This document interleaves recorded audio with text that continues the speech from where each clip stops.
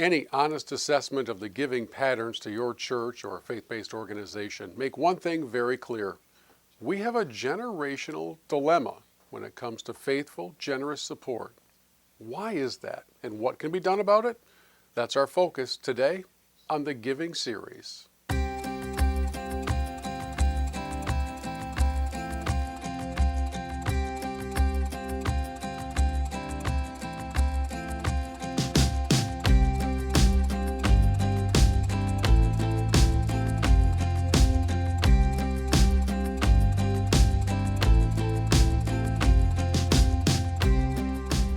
Hi, I'm Bill Hobson, and right from the start, I want to say a special thanks to my friend Pastor Joel from the greater Chicago area for prompting today's discussion with this question.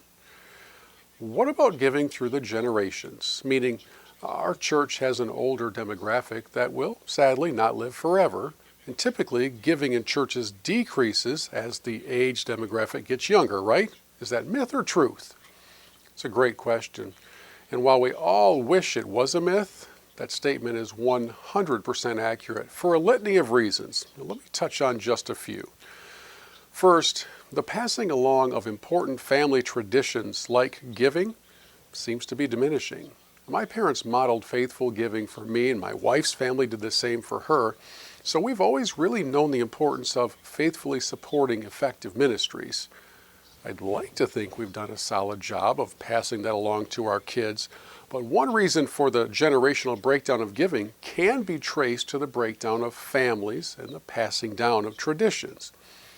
Number two, quite often, pastors and boards are living in some sort of self-induced fear that if they spend time teaching about the biblical instruction for giving, the church will be perceived as only caring about money. This is a byproduct of willingly forfeiting the idea of giving as a form of worship. I've never ever heard a church accused of only caring about singing and preaching. But somehow we've moved those forms of worship into a protected category, and the subject of giving never got the secret knock to the clubhouse. So in some respects, the generational breakdown is a self-inflicted wound. Number three, culture also plays a major role in this shift in so many ways. Older donors are still likely to write a check. Younger donors, they don't have checkbooks. They demand convenience. Older donors can define the concept of tithing and they agree on it even though they may not agree on the amount. Younger donors are largely unfamiliar with any terminology related to giving unless Dave Ramsey said it. That's not a slam on Dave Ramsey. It's an indictment on the faith-based world for not providing clear instruction in a manner young people will consume it. Finally, and remember I said this is an abbreviated list of reasons for the generational giving gap. Probably take me another 30 minutes to do the deep dive, and by then you'd be in REM stage. So finally, I'll close the list of reasons with perhaps the most obvious: wealth differential. Older people generally have more to give than younger people, so the younger donor may choose to give of their time and talent instead of treasure. This is certainly not a negative thing, but if your ministry doesn't cultivate the relationship and make sure that those younger volunteers understand their positive impact, they may not ever start to give of their treasure once they have some. So a very quick flyover of the problem, because it is a real problem, so let's move on to some of the solutions. Number one, every level of instruction in your church, from adults to kids, needs to include teaching about the grace of giving.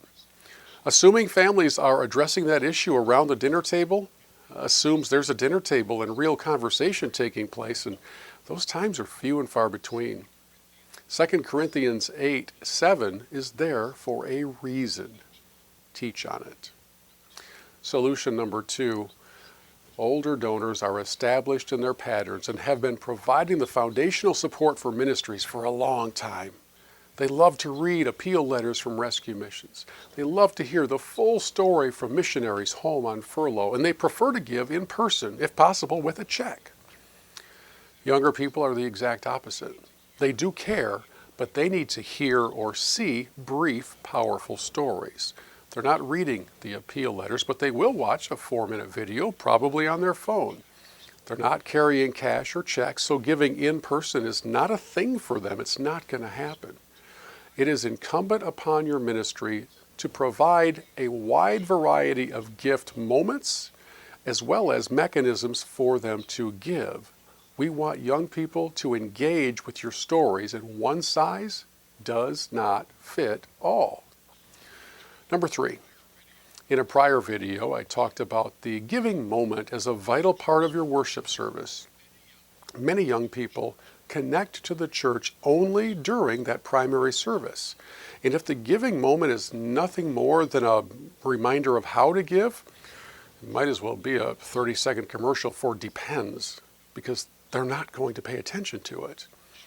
If your church refuses to make the effort to touch their hearts with a powerful testimony of a changed life, a successful ministry initiative, or sincere thanks for the difference their giving makes, then this generational disparity will continue all the way until your ministry becomes a shell of what the Lord intended it to be. In closing, please allow me to inject just a few thoughts in sort of a coach speak language. Ready? Number 1, stop being afraid of addressing giving. Be honest. Your ministry depends on God's people responding to His prompting, so be the messenger of His prompting. Number 2, get better at saying thank you to those who do give. Watch this video for more information on the importance of gratitude. Number 3, ask your staff and board to pay attention to and share the incredible God stories happening every day in your ministry, and then get creative in the ways you share those stories, remembering different audiences want to consume them in different ways.